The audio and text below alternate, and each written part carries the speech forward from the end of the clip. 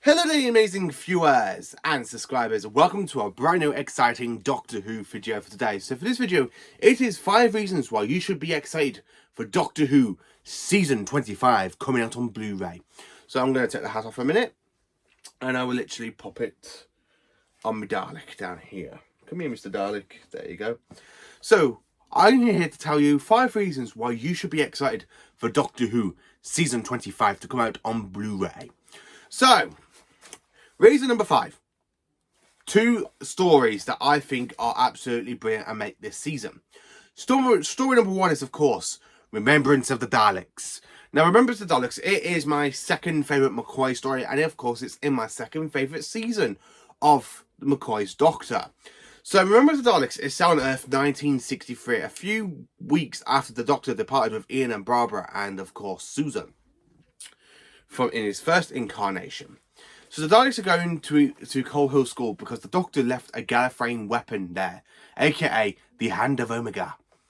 So the reason you should really visit this story is because we have a Dalek civil war. So we of course have 2 Dalek factions, the Renegade Daleks and the Imperial Daleks. The Renegade Daleks is of course the Daleks from Skaro, led by the Dalek Supreme, where the Imperial Daleks are led by Davros, who is basically calling himself Emperor Dalek. And of course he is trying to hide his human form at this point in this episode. So as Davros is there basically trying to hide away his human form, the Daleks are basically gone to war over the Hand of Omega. And of course, whoever gets control of the Hand of Omega has the ability to travel through time and space and become the masters and the rulers of the universe. So luckily the Doctor has to play a game of chess. Which Dalek faction will get their hands on the Hand of Omega? Or should I say, which Dalek faction will get their grubby little tentacles onto the Hand of Omega? So of course the Doctor wants to give it to Davros, who basically wants to turn Skaro's sun into a beacon so the Daleks can have time travel. But oh no, the Doctor got the Hand of Omega and he programmed it to turn the sun supernova, decimating all life on Skaro. And of course, this did lead to the end of the Dalek Civil War, aka to the death of the Dalek Supreme, aka after basically the Daleks end up basically losing Skaro to a supernova, the Doctor tricks the Dalek Supreme into self-destructing itself. And of course, the Doctor thinks Davros is dead, but as we all know in Doctor Who fans, Davros isn't really dead. He's just, you see him escaping the escape pod, and of course we do know some more of the Time War stuff back with the Davros, that we know Davros still survived.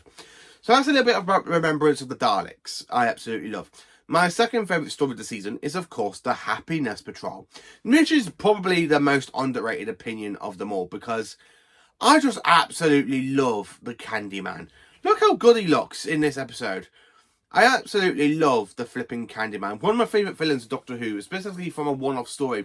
Because I really love the cliffhanger of part 1 where the Doctor and you got the musician playing. And of course he's there trying to escape. And he goes, "Welcome to the Candy Kitchen, gentlemen. I assure you, the honour is all ours. I do hope so.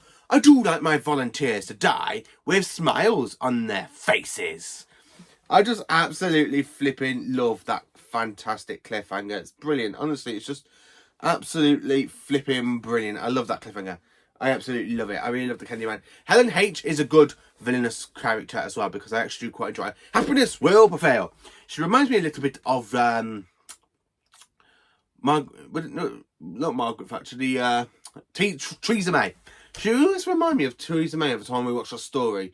When Theresa May was basically the Prime Minister here over the UK, she always reminded me a little bit of Helen H. And of course, I was expecting at one point to do a basically one of those things the Prime Minister does talk to the whole country, and I was actually expecting her to say, "Happiness will prevail." You know, I was always expecting that, but I really do enjoy the Happiness Patrol. It's honestly my second favourite story of the season, and of course, this was actually my first ever story I've watched from season 25, back on VHS with my dad when I was really, really young at the time. This was the very first VHS I actually watched of a McCoy story, apart from reruns on UK Gold, when me and my dad used to watch Time in the Rock. We basically watched from the last 3 stories of John Pertwee, and we watched all the way through Tom Baker, Peter Davison, Colin Baker, and of course Sylvester McCoy. So yeah, The Happiness Patrol was the very first story I watched on VHS for Doctor Who. So I absolutely loved it. I fell in love with it then, and I still love it now. And then, of course, we have two other good stories of the season. We have Silver Nemesis, and of course, The Greatest Show in the Galaxy. Now, The Greatest Show in the Galaxy, it did basically have a little bit of a callback to it in the 60th anniversary specials. Now, if you remember, when the 15th Doctor talks to the 14th Doctor, that the fact they have fought against the gods of Ragnarok, and then even questioned, why? So the gods of Ragnarok basically was in charge of the psychic circus. They were using their power to kidnap other beings and use them for their amusement. But unfortunately, the Doctor and Ace end up going to the planet after, of course, they were literally sent the little beacon to go to the planet of the psychic circus. And of course, as they're there, we meet Clowns. The head clown man's actually quite a good villain. I absolutely do enjoy him. And of course, the Doctor meets Mags, who is basically a werewolf. And of course, Mags has reappeared in the role. Well, the actress who has played Mags has reappeared in the role for Big Finish in American Werewolf in London, when a Doctor Who adaptation. I haven't listened to it. I haven't got it, so I still want to listen to it. So yeah, I actually did quite enjoy The Greatest Show in the Galaxy.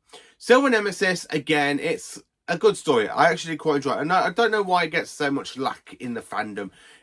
I like the summon. I like the chrome design of the summon. Not my favourite design of the summon, because I still love the 80s summon. Even though the story's from the 80s, I actually prefer the summon from Earthshock up to Attack of the Cybermen. But I do quite enjoy Silver Nemesis. It is a good story. I think it's good. I really like the ancient woman who basically throws gold into the Cybermen by dipping it in poison. And of course, as we all know, gold is the Cybermen's weakness, getting it into their chest plates. And then, of course, we do have Russians in the story basically trying to get their hands on the Silver Nemesis. That is another Gallifreyan weapon. And, of course, basically the same plot of the story is basically what happened in Remembrance of the Daleks a little bit, but a little bit differently. So that's reason number one, the stories. Reason number two, CGI effects. The CGI effects look absolutely flipping stunning in the trailer. That shot with the Dalek basically blowing up the gate, the special weapons Dalek. I absolutely flipping love that scene. It's one of my favourite scenes of the story. So, of course, the fact they've literally gone and give it up-to-date reconstruction, and, of course, new CGI effects looks absolutely brilliant. The cyber ships look good. I mean, the entire whole, that scene where you got all the cyber fleet that was shown in the trailer, brilliant. Just brilliant. I absolutely loved it. The fact that Silver Nemesis has got 3 versions of the story, which I will talk about in a bit, which is why it's another good reason. So yeah, I absolutely did enjoy the brand new CGI effects and all of the stories. I love the fact when the Doctor's there holding the eye in the psychic circus and he's there and you see like the new effects with it glowing. It gives me kind of like Regeneration sort of vibes from the modern series, but it's done differently, which I actually did quite enjoy and I absolutely flipping loved it. I really did absolutely loved it. Then of course, reason number 3, the making of Silver Nemesis. Now, the making of Silver Nemesis was only released on VHS. And of course, I do have it in my collection, but unfortunately it is buried underneath some of the DVDs I've got of Doctor Who. So basically, when I got my DVDs, they are literally in front of it. And before I got the DVDs, I got the figures. So it basically be me moving all the figures and the DVDs just get to show you the VHS, but I'm actually going to use the actual picture.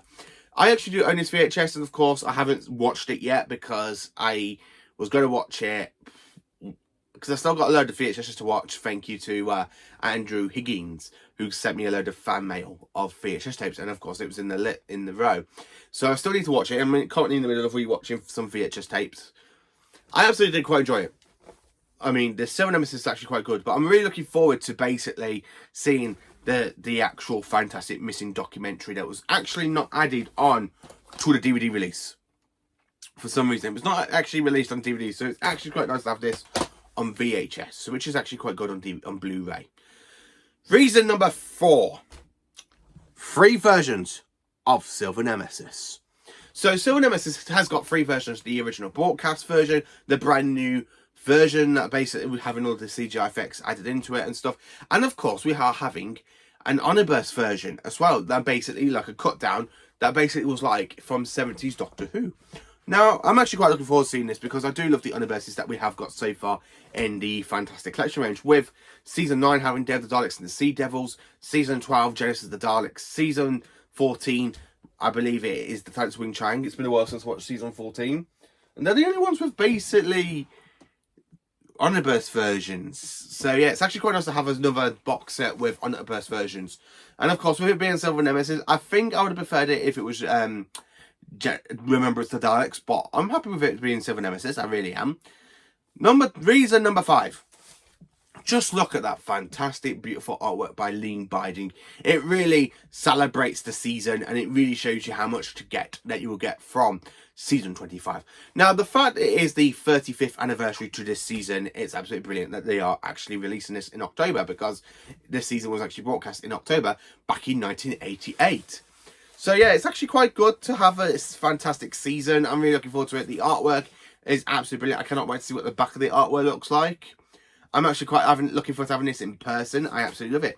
So that is 5 reasons why you should look forward to Doctor Who, The Collection, Season 25. If I've missed any good points out, let me know in the comment section down below. Please do like, subscribe and share. And of course, join me for more awesome Doctor Who content.